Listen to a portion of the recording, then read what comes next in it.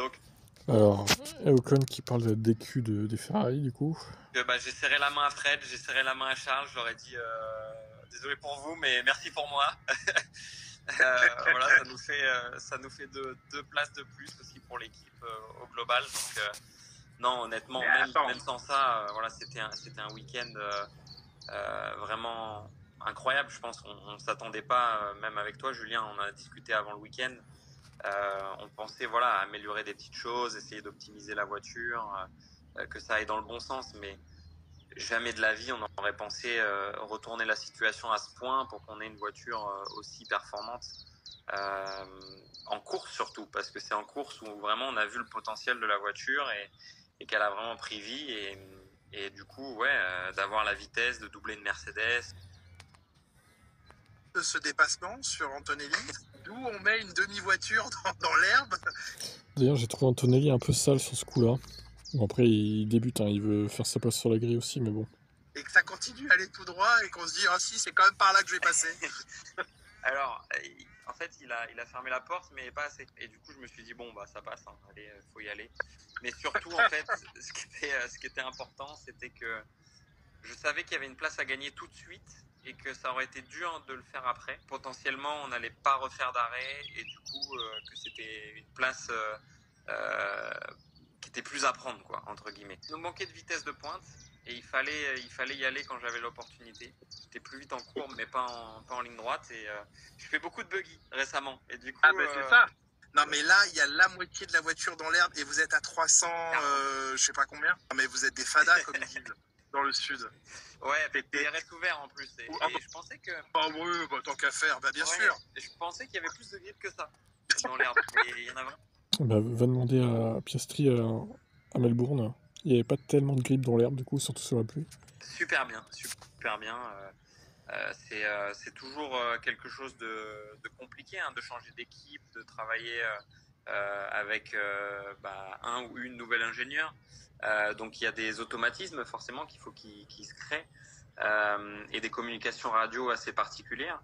Mais on a vu voilà, qu'on travaille beaucoup mieux depuis la première course. En fait, on peut faire autant d'essais qu'on veut tant qu'on n'est pas dans la première course. En fait, on peut faire autant d'essais qu'on veut tant qu'on n'est pas dans des vraies conditions. C'est la conclusion qu'on a eue avec Laura après ces deux courses, c'est que tant qu'on n'est pas dans les situations réelles, en FP1, FP2, qualif, etc., on peut pas vraiment s'entraîner à l'exercice pur, en fait. Il y a vraiment que la course qui peut nous préparer. Et non, ça se passe très bien avec Laura, ça se passe très bien avec Sacha, qui est aussi mon ingé perfo français. Qui est un français, d'ailleurs. Absolument. On forme vraiment une équipe forte, motivée, qui compte pas les heures, et ça me fait vraiment plaisir. C'est un pilote qui a un gros potentiel, qui va être là pour l'équipe. Ciao. Avec qui on travaille très bien, avec des beaux débats. Avec, par exemple, il sera au simulateur juste après moi. J'y vais jeudi à Maranello, lui il sera le vendredi, donc on continue le travail dans le même sens. Ok. Et du coup, non, ça se passe très bien avec l'équipe. Il est au top techniquement. Pour un rookie, c'est vraiment impressionnant de voir au combien il est au courant de tout ce qui peut se passer techniquement sur la voiture.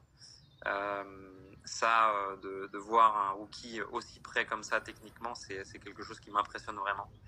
Ouais. Et non, je pense que voilà, on sera là toute l'année pour pouvoir marquer des points et prendre les opportunités pour l'équipe. C'est un pilote. Alors, ouais, je sais pas si ils seront vraiment là présents pour marquer des points sur tous les circuits, on va dire. Est-ce que vraiment Melbourne c'était une anomalie et que c'est réglé maintenant? J'en suis pas si convaincu que ça, moi. Je pense qu'ils vont avoir des difficultés sur d'autres types de circuits. Pourquoi pas Jeddah, peut-être, d'ailleurs. Et il parlait de Maranello, là. Ah, ça me font rire parce qu'ils bouffent un peu à tous les râteliers.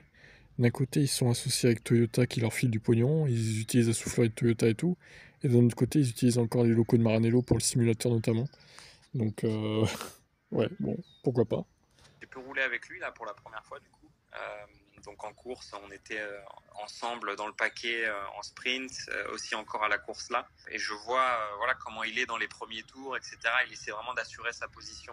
Ça se voit que c'est un pilote qui réfléchit beaucoup à ce qui peut se passer, où est-ce qu'il faut prendre des risques, où est-ce qu'il faut assurer voilà, la position. Et puis non, il a une grosse vitesse hein, de se qualifier où il s'est qualifié le samedi. C'est impressionnant, voilà, bravo à lui. Je pense qu'ils ont une bonne voiture. Mais c'est un pilote qui est très intelligent et on me l'a dit en fait. Avant qu'il arrive en F1, c'est quelqu'un qui travaille énormément, qui réfléchit beaucoup. Donc voilà, c'est très beau ce qu'il est en train de faire. Bravo à lui. C'est sûr que ça peut arriver les erreurs, mais voilà, ça nous rend plus fort par la suite.